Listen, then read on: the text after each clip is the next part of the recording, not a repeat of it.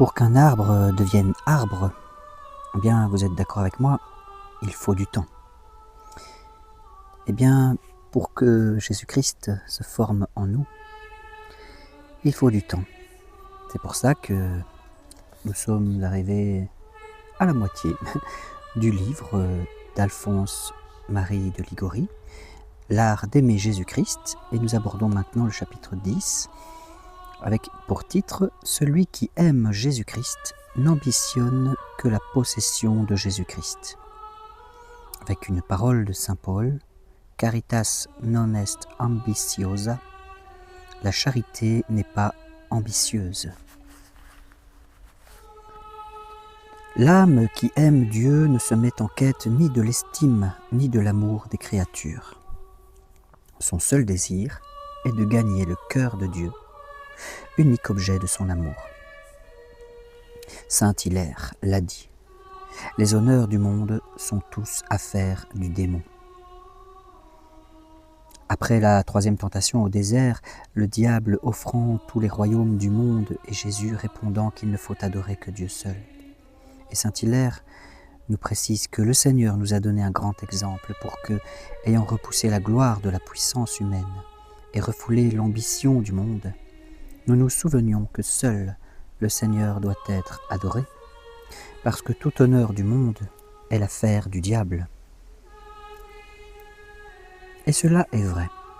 C'est pour l'enfer que négocie notre ennemi. Quand il fait entrer dans une âme tous ses désirs d'être estimé, car l'humilité une fois perdue, il n'est pas de précipice où l'on ne risque de tomber. Et Dieu, dans la distribution de ses grâces, nous apprend, saint Jacques, ouvre largement sa main aux humbles, mais il la ferme aux orgueilleux et il leur résiste. Il résiste aux superbes. Cela revient à dire qu'ils n'écoutent même pas leurs prières.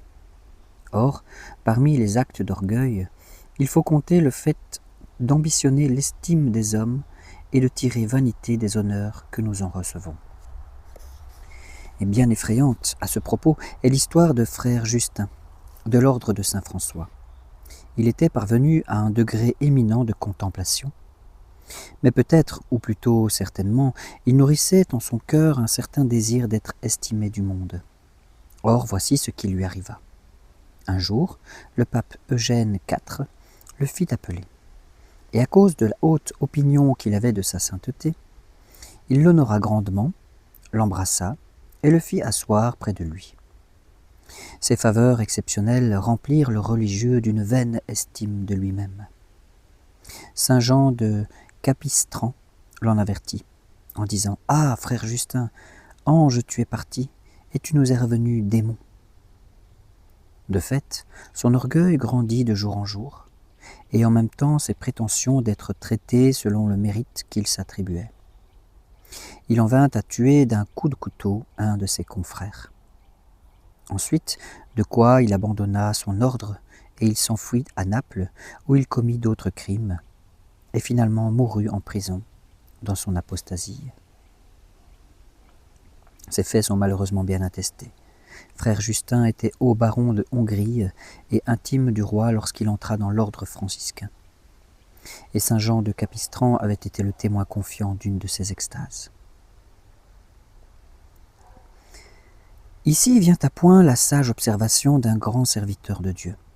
Quand nous apprenons ou que nous lisons la chute de certains cèdres du Liban, tels que furent un Salomon, un Tertullien, un Osius, regardés par tous comme des saints, voyons là un indice que le don d'eux-mêmes à Dieu n'était pas entier, et que leur cœur recélait un certain esprit d'orgueil, d'où leur prévarication.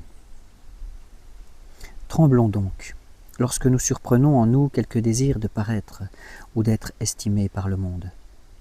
Et lorsque le monde nous fait quelque honneur, ayons soin de ne pas nous y complaire, car de là peut sortir notre ruine. Gardons-nous particulièrement d'être pointilleux sur l'honneur et de vouloir l'emporter sur des rivaux. Sainte Thérèse d'Avila disait « Point d'honneur et perfection ne marcheront jamais de pair ». Nombre de personnes font profession de spiritualité, mais restent idolâtres de leur propre estime. Elles ont bien certaines vertus de surface, mais elles y joignent la prétention d'être louées dans tous leurs faits et gestes. Si personne ne s'en charge, elles y suppléent elles-mêmes. En somme, leur préoccupation est de paraître meilleures que les autres. Et s'il arrive que le bon renom soit tant soit peu compromis, elles perdent la paix, laissent la communion, abandonnent leur dévotion. Elles ne retrouveront le calme qu'après la persuasion qu'on leur a rendu leur ancien crédit. Telle n'est pas la conduite des vrais amis de Dieu. Attentifs à éviter la moindre parole qui les fasse valoir, éloignés de toute complaisance dans les éloges qu'on leur décerne, ils vont plus loin encore. La louange les attriste plutôt, et ils se réjouissent de la mauvaise opinion qu'on peut avoir à leur endroit. Saint François d'Assise avait pleinement raison de dire « Je suis exactement ce que je suis aux yeux de Dieu, et pas davantage. » Car tant vaut l'homme devant Dieu, tant vaut-il en réalité, sans plus. Et cette parole est citée dans le livre de l'imitation de Jésus-Christ, chapitre 50. Que sert-il d'être en grande estime auprès des hommes, si devant Dieu nous sommes vils et méprisables? Par contre, qu'importent les mépris du monde, si Dieu nous regarde avec amour et complaisance? Ni les apologies des louangeurs, dit saint Augustin, ne guérissent une conscience mauvaise, ni les invectives des dénigreurs ne blessent une bonne conscience. Les éloges ne nous exempteront pas du châtiment dû à nos péchés, et pareillement les blâmes ne nous enlèveront pas la récompense méritée par nos bonnes œuvres. Et sainte Thérèse s'écriait encore « Et que nous importe que les créatures nous poursuivent de leurs accusations et de leurs mépris, si à votre jugement, Seigneur, nous sommes innocents, et si votre main nous élève bien haut. » Les saints ne souhaitaient que de vivre inconnus, et d'avoir la dernière place dans l'estime et l'affection des créatures. D'ailleurs, comme le demande saint François de Sales, quel tort nous fait-on quand on a mauvaise opinion de nous? Ne la devons-nous pas avoir telle de nous-mêmes? Prétendrions-nous peut-être, nous sachant mauvais, que les autres nous tiennent pour bons? Or, on venait quelquefois dire à notre bienheureux que quelques-uns médisaient de lui, et en disaient des choses étranges. Et au lieu de s'excuser et de se défendre, il disait avec douceur « Ne disent-ils que cela? Oh, vraiment, ils ne savent pas tout. Ils me flattent, ils m'épargnent. Et si je ne mérite pas d'être repris en cela, je le mérite d'une autre façon. C'est toujours miséricorde que je le sois si bénignement. Quel tort nous fait-on quand on a mauvaise opinion de nous? Ne la devons-nous pas avoir de telle de nous-mêmes? Tels gens ne sont pas nos adversaires, mais nos partisans, puisque avec nous ils entreprennent la destruction de notre amour-propre. Oh, la vie cachée, nous dit saint Alphonse de Liguori. Quelle sécurité y trouvent ceux qui veulent aimer cordialement Jésus-Christ? Jésus lui-même nous en donna l'exemple. 30 années durant, il vécut obscur et dédaigné dans une échoppe d'artisans. C'est pourquoi les saints, afin d'échapper à l'estime des hommes, sont allés habiter les déserts et les cavernes. Selon saint Vincent de Paul, l'envie de paraître, le désir qu'on parle de nous avec honneur, que l'on loue notre conduite, qu'on applaudisse à nos succès, qu'on trouve que nous fassions merveille, c'est là un mal qui, en nous faisant perdre Dieu de vue, peut infecter et corrompre nos œuvres les plus saintes.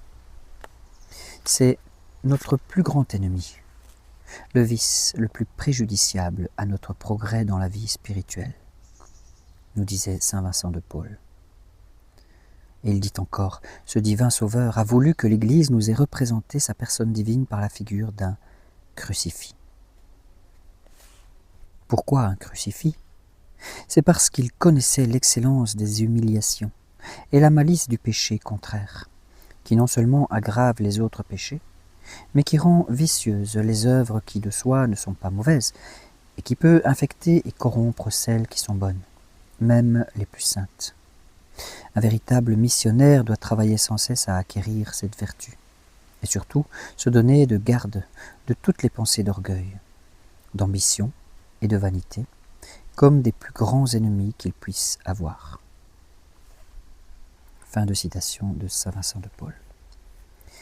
On ne pourra donc progresser dans l'amour de Jésus-Christ qu'à la condition de faire mourir totalement en soi l'attachement à la propre estime. Mais comment le mettre à mort? Sainte Marie-Madeleine de Pazzi nous l'enseigne. Ce qui fait vivre cette convoitise, c'est la bonne opinion que chacun a de nous.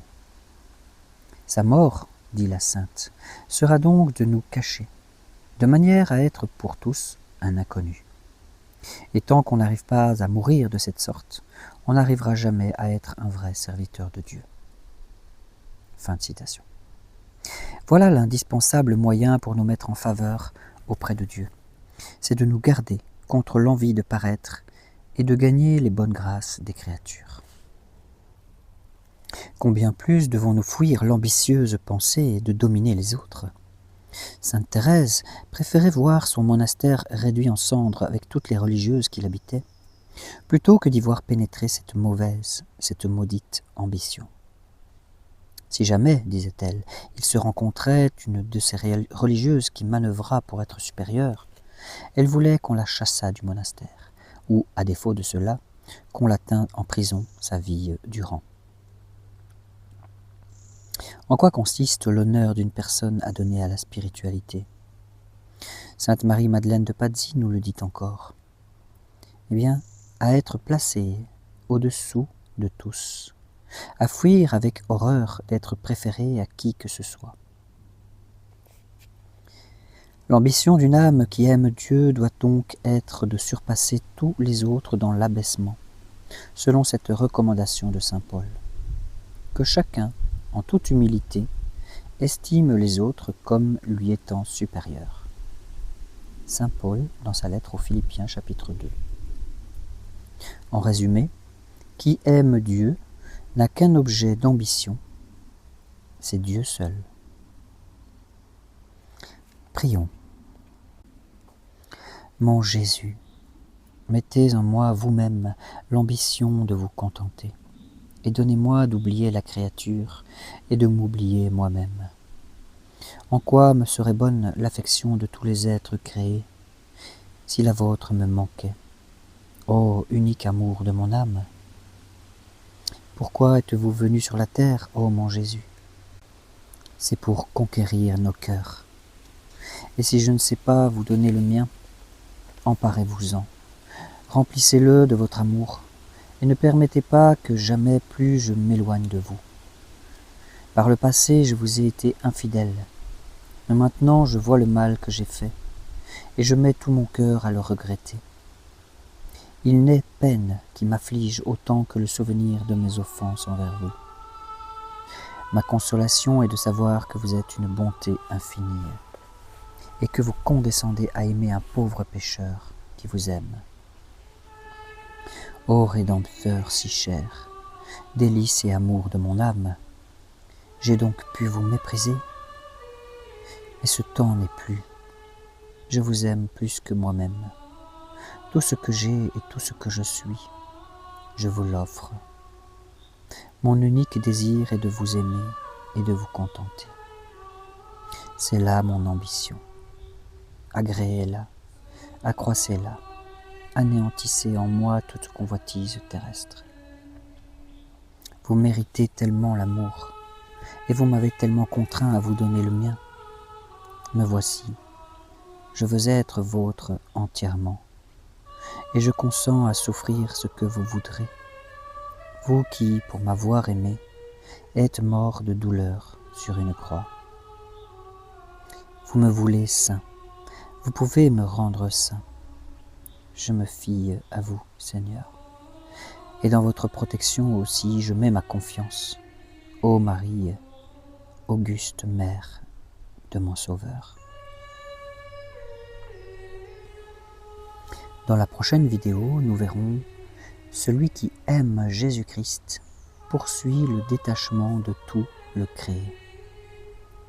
Avec une parole de l'apôtre Paul, la charité envers Dieu ne cherche pas ses propres intérêts. Soyez bénis